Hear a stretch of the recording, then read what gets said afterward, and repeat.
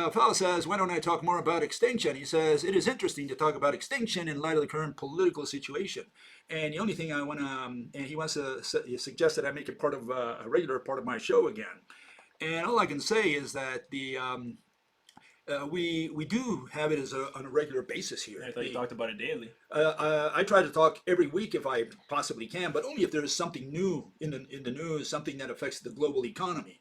The war in Ukraine obviously has some effect on the global economy, but what's the issue there? The issue is we don't know what the other side is saying, so there's a lot of information that is missing. It's being censored. That's one issue. But the other one is that we're not here to take sides or vote for candidates or tell you vote for this guy, vote for that guy. We're not here so much that. We're not making also recommendations like we should raise taxes, lower the interest rate. None of that. We don't do politics in the sense of recommendations or taking sides. The only purpose of using any information from the news is how it affects the global economy, which is the foundation of the extinction theory. Well, I guess a big reason why we don't really pick sides is we kind of already made up our minds that we're doomed. So there's no side that can really save us in that sense. So it's like, correct. What's the point in picking sides? It kind of comes down to that. Nevertheless, here are some issues, and again related to the theory itself, meaning the economy, the global economy, how this affects the global economy. And Bloomberg had this article, forecast for U.S. recession within year hits 100% in blow to Biden. In other words, they're saying there's going to be a recession within a year, and the question is whether that recession turns into a depression or maybe into extinction. The question is how far will this recession, how deep first and how far will it go, this recession, assuming the expectations of the economists are correct. And here's another bit of news. Exxon's exodus. Employees have finally had enough of its toxic culture. Lots of employees leaving Exxon.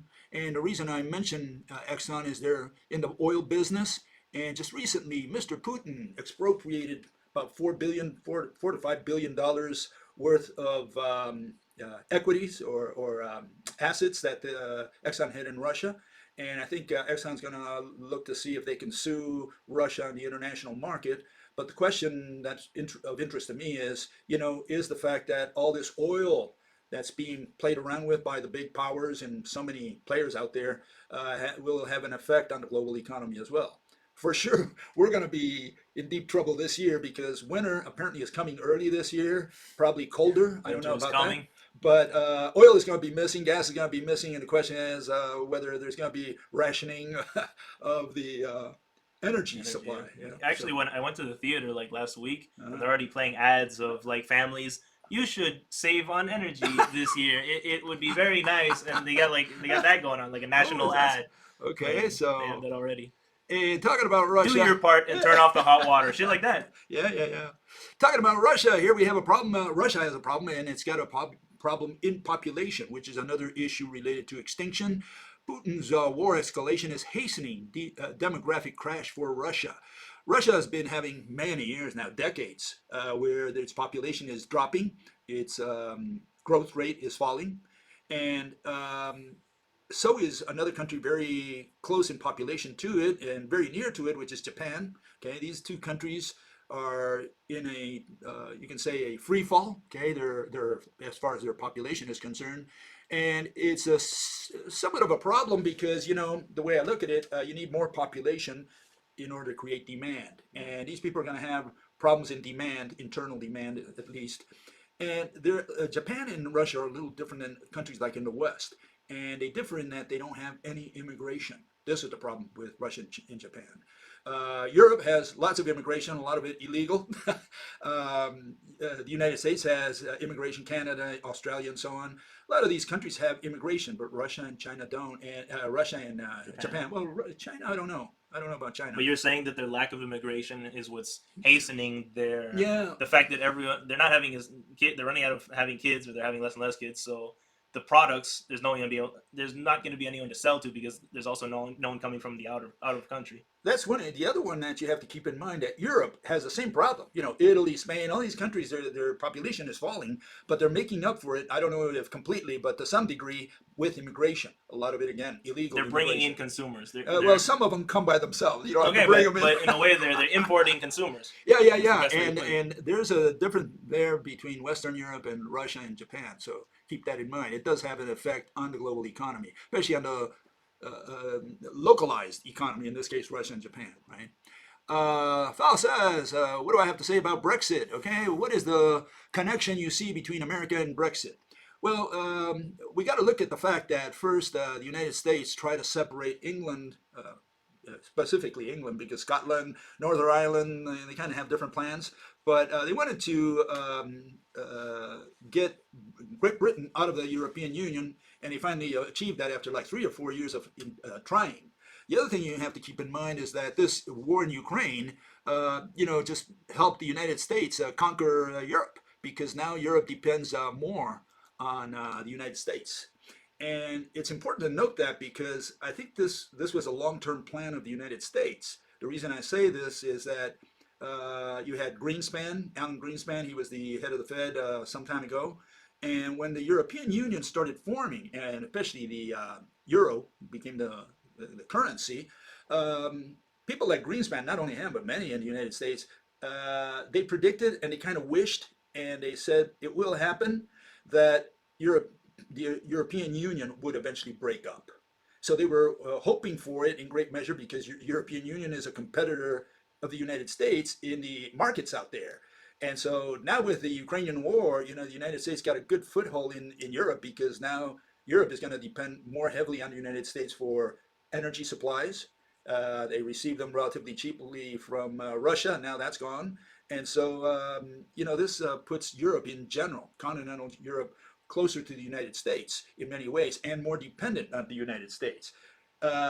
Germany wasn't pulling its weight, and I don't know about France, but I know Germany wasn't pulling its weight in NATO. And in fact, who was it?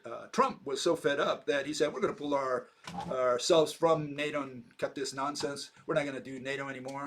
And when Biden came in, the politics changed completely. And in fact, quite the opposite happened. Now Germany is footing more of the bill than it was, and is even helping Ukraine, which is not part of NATO, with weapons and so on. So you can see what's going on as far as Europe. Europe has been conquered without firing a shot. In fact, Putin said that Western Europe has lost its sovereignty. Okay, that was his assessment.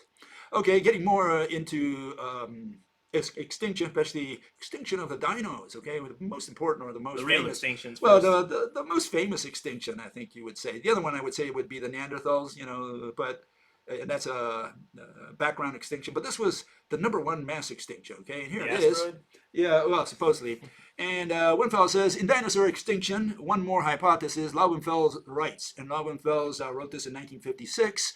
He wrote this paper in which he suggested that there could be an extraterrestrial impact, okay? And he said dinosaurs seem to have prospered more rather than less after modern vegetation appeared in the Cretaceous. Does this have any merit? And he continues, as fellow says, it seems to contradict your idea, but yet in the same paragraph, Romer suggests that lack of plant food caused the extinctions. Okay, so we're referring to this paper, and the first thing I need to mention is that Laubenfels, like I said the other day, wasn't the guy who came up with the extraterrestrial impact theory. Okay, and I mentioned that the other day. Laplace was one who talked about it at the end of the 18th century. That's 200 years ago, okay? And I mentioned this article, okay, that was written by this fellow, in which he does a history of extraterrestrial extinction theories. And so he went back all the way to Laplace. And there was another Frenchman, other than Georges Cuvier, who I mentioned him once. I can't find him again, but I'm going to get to him if I can get him. But in the 18th century, he was probably the first one to suggest that maybe all these animals, the mosasaur was one of the first ones they found, maybe all these animals from way back when, maybe they didn't die in a, when God had it rain for 40 days and 40 nights. He said maybe it was an extraterrestrial impact. So the extraterrestrial impact theory has been around for 200 years. The Laubenfelds did not come up with it, neither did Alvarez. And so the question is, what did Alvarez invent? What did he discover? What did he come up with? You know, and here's Alvarez. Okay, this is from his famous 1980 paper. Okay, and the list that you see on the left, that's the subject matter of each one of the topics in his paper. They all relate to evidence. None of them have anything to do with an extinction theory, a mechanism. The only one that addresses the extinction mechanism is biological effects. There's only 5 paragraphs in there. These are 3 of them here, and I'll just read the most important part.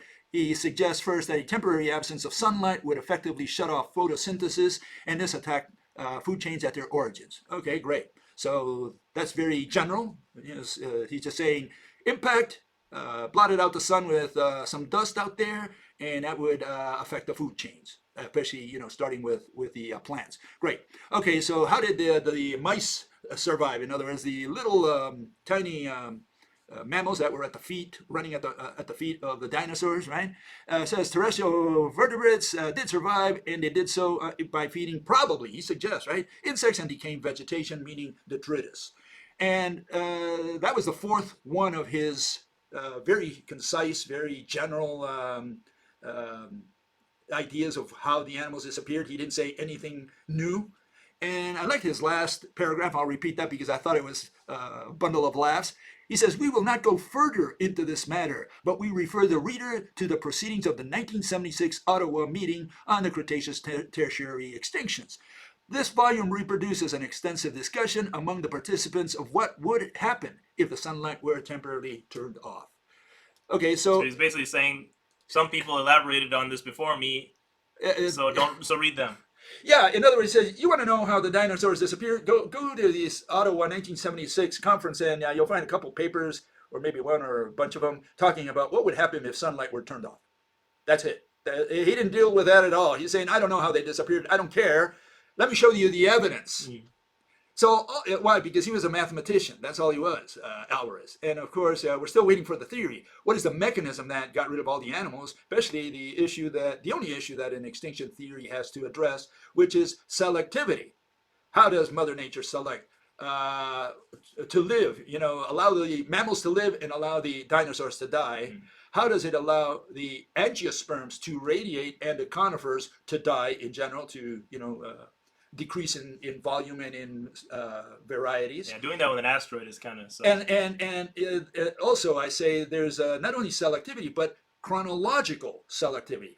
How does Mother Nature select the old species of plants and animals and allow the new species to survive? Coincidence. Yeah, no, it's a very intelligent asteroid. Yeah. Smart one. It says yeah. I mean, asteroids are a really bad one. Maybe disease, because you kind of explain selectivity with disease. Maybe. Yeah. In other words, but see, they don't say it's disease. They say it's the food chain, which is correct. But then the question: how do you affect the food chain in such a way that you get rid of the old species and allow the new ones to survive? And here we have the answer. Okay, for those of you who are interested, we do have an answer. It's the Cretaceous terrestrial revolution.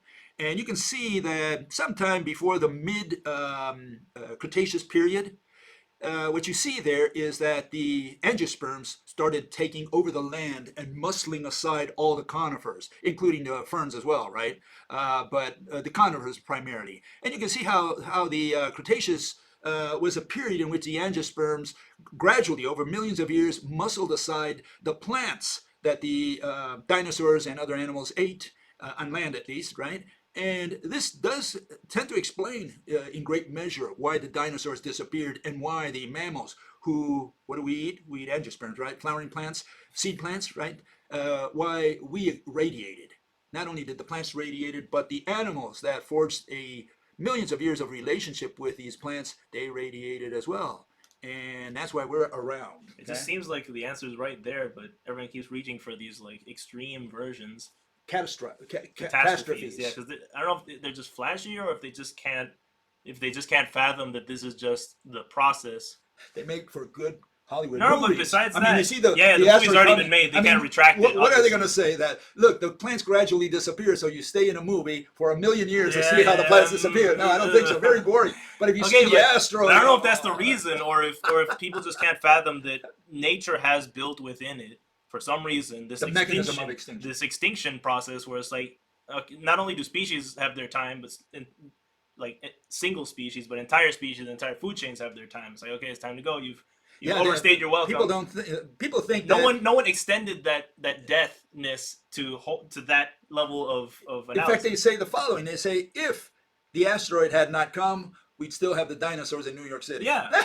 Like, they'd still be around. It seems like no way. All species have their cycle, like we have individually our cycle. The virus is pretty smart, because I said an illness would kill everyone, maybe. Yeah, no, I think the main reason is that the suddenness. If you look at the layer of the rock, you see that the animals disappeared relatively quickly, maybe in a question of thousands of years, which is relatively quickly in geological terms, and they said this was sudden, something happened. So they think always of catastrophes because of that. That was too quick. And again, I think people like catastrophes. Oh yeah, it's cooler. Yeah, it's true. Then again, I mean, animal species cannibalizing is also pretty cool. Like Soylent Green. Okay. Soylent Green is made of people. That's basically what extinction does to animals.